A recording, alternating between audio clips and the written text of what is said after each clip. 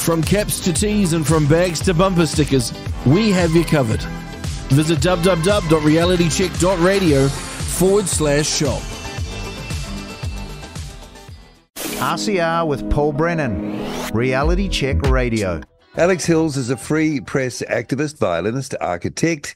She lectured in sustainable architecture at Victoria University until it became apparent our universities had been captured by a fake green agenda, and that prompted her to focus on restoring free press and combating censorship. There's plenty more that she's done. She's been on RCR on this program twice already in 2023 in July, which was around, I think, the time of Julian Assange's birthday, and that's again right, midway through December. So, Alex, good to have you back for an update on the Julian Assange case or saga or controversy, whatever you want to call it. Yeah, thank you so much for having me. It's a really important case, obviously, for journalists particularly. Right. So let's get up to date here. So his last chance to appeal in the British courts is what, next week? Yes. So the court case is heard at in the City of London at the Royal Courts of Justice, the 20th and the 21st of February. So that's right, Tuesday and Wednesday. Yeah. So actually this week, as we're talking now. So yeah. Okay. So there's a lot riding on this then. Absolutely. I mean, this is basically his last chance in the British courts anyway. So it's been, we talked about this as being day X, and it's now or never. In reality, there is one other option through the EU and the UN, although how much hope you can hold for those organisations. But there is the Human Rights Court that is a chance to appeal there as well, where he may have more chance being outside of the British system. Obviously this is so important because if he gets whisked off to America, we fear that he will be disappeared into a black site and we will never hear from him again. And when you say disappeared into a black site, that's not a prison, or is it some sort of... No, I mean, a very high security prison where he will not see the light of day, possibly a black site, possibly a CIA venue. We don't know. Guantanamo Bay. Well, I don't know. I think that might even be too public for Julian. I'm not sure, So the worry is that the Virginia court, there'll be no due process. They will not be allowed to use any kind of evidence to support Julian's case. So there's really no defense. Yeah, it's an absolute kangaroo court. So, and I mean, Chelsea Manning was tried there and she was tortured in jail, raped in jail even. And, she had terrible time. She did eventually get out, but she wasn't, looking at 175 years, which Julian is. And really, this all comes down to scaring journalists and, as well as destroying Julian's life. They don't mind killing him. Essentially. No. I think that the only reason they haven't killed him already is probably because, they might have a martyr on their hands at that point. Maybe that would wake up a few more people. But yeah, I mean, I think that really is the end. And a lot of fears there that he will commit suicide. It's already been brought up in the case that he was suicidal.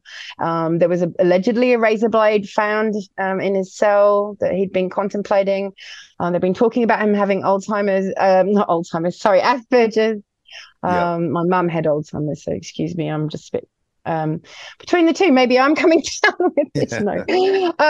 But yeah, I think there is a major concern that will be too much for him. He's already had a stroke, which happened in the October trial while he was actually on screen, and a number of the journalists that were in court, or at least in the virtual court, because of course you know that Julian hasn't even been allowed to attend his own court cases.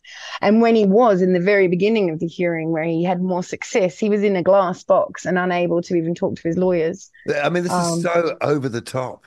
Yes, absolutely. I mean, it's almost we didn't satanic. do this for Pinochet. It's almost satanic, Yeah, it really is. It's weird. It's there's something not right about all of this. That's very difficult to explain in normal terms. But I think so many major journalists and media organizations have been scared off actually reporting anything about it, that it just adds to the farcical nature of it. How can it possibly be true that this is going on? But it's almost like rubbing it in your face in a sense, isn't it? How evil this court is. I mean, British Justice, as John Pilger, who's now late John Pilger, as he said, it's just absolutely shocking what's going on there. And Yeah. I mean, they shouldn't even be having a case like this because it's clearly political. The Queen herself, when she was written to and asked to if he would be pardoned by the Queen and therefore have a little bit more weight behind him, she actually stated that she couldn't comment on a political case. Well, that actually already speaks to him not actually being allowed to be extradited, because that's one of the number one reasons that you're not allowed to be extradited is on political basis. So yeah, no, the whole thing is a kangaroo court, and it's all designed to show off how much they can flaunt the law. I think that's what they're trying to do, and show journalists, don't you dare speak out about your government, don't you embarrass your government. That's really where we're at.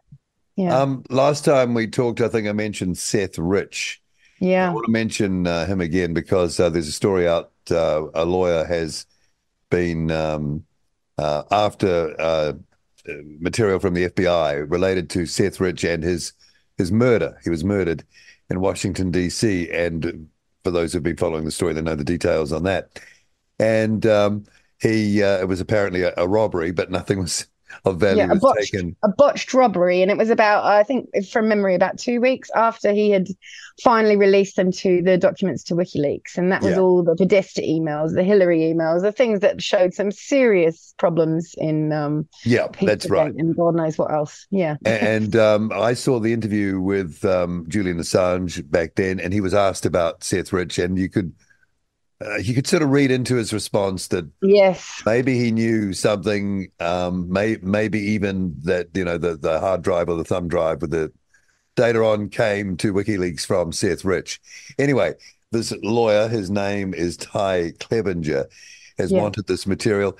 A judge said, okay, FBI, you've got to hand it over. And they wanted 66 years before the handover, which, of course, everyone's dead in that time. So it's obvious why they wanted over that time.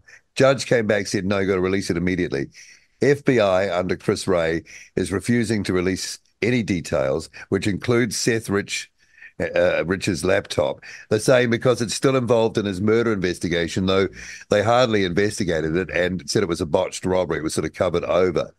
Now, the reason I bring this up, obviously it relates to Julian Assange, but also we're starting to hear that the Five Eyes security agencies, including Australia and New Zealand, Julian Assange is an Australian, here we are in New Zealand, were part of the outsourcing of the spying on the Trump campaign, initiated, as it seems, by Hillary Clinton, John Podesta, and the Democratic Party in collusion with the security intelligence community, as they call it.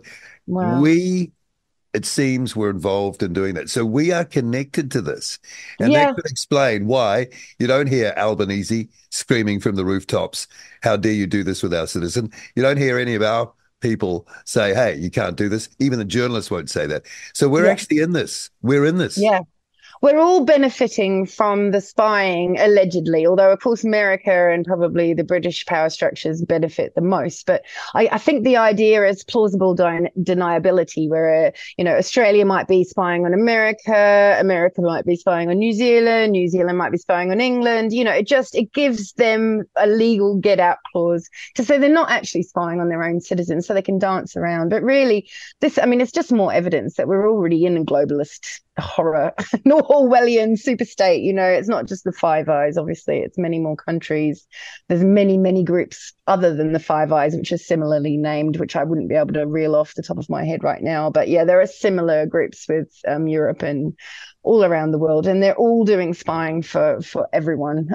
And I mean, an awful lot of data is being gathered, but now on top of that, there's the digital shadow of every single individual. You've got a digital shadow which involves all the advertising data that is, every word that you've said that is spurred on an advert, that's all in there as well. Every place you've visited, if you've got your location on, probably even if you don't, you've got backdoors in every computer, in every device. And And I don't know if you know much about Julian's very last video appearance, but that's one that I bark on about a lot because I really feel that's why he was silenced in the end. Okay, we'll just quickly mention that.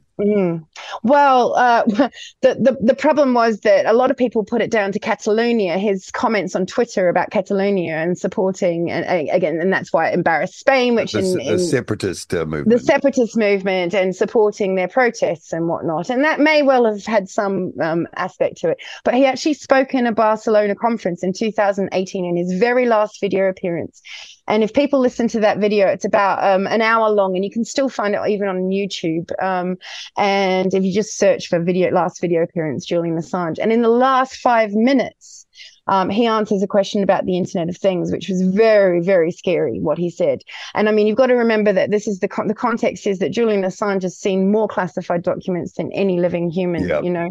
And so what he said was that the Internet of Things is fueled by these microcircuits, this smart, evil dust, he said, smart, intelligent, evil dust, I think were the words, scattered everywhere, in the air, in the paint, in the food. And he was pointing to the fact that these are microcircuits that are powered by EMF. I mean, this sounds like complete Looney Tunes world. But now I think other people, now you're researching through COVID, are beginning to see that there is horrific areas of nanotech. And what he said was, we've got to try and get it across to the elites that they cannot securitize themselves against this risk. You know, they are going to be subjected to this nanotech too, because it's going to be everywhere, through everything. You know, it's just it goes through the pores of your skin, you know. So, you know, he was pointing to that. And what was interesting was that up until that point, Julian would only ever really publish or speak about his own publications that had come from whistleblowing, whereas I think he'd read a lot of documents that perhaps hadn't been released, and he stayed quiet about things that puzzled people, like 9/11. You know, I think he was trying to retain a certain amount of credibility by not, you know, appearing to go down the conspiracy theorist spook all the horses and right. But then, you know, with this last 5 minutes of the very last video that we ever saw Julian, you know, ever again, really, apart from screenshots in court or whatever, what he said in his last 5 minutes, it really pointed to sort of geoengineering, nanotech, the Internet of Things, the Internet of Bodies, who knows? But I think he was really trying to warn us, and that's why they had to silence him, in my opinion. That's why they're trying to smash him to pieces. Yeah, because they could not roll out COVID. They could not roll out all the stuff that they rolled out, the fake vaccine, if it had been for Julian's voice. Wow. And, you know, when you think about it, he had the right wing, he had the left wing, he was the darling of the left at one point. He had, you know, anyone with principles and journalism, or anarchists, or hackers, or anons, you know, he had them all. And so people listened to him across the board.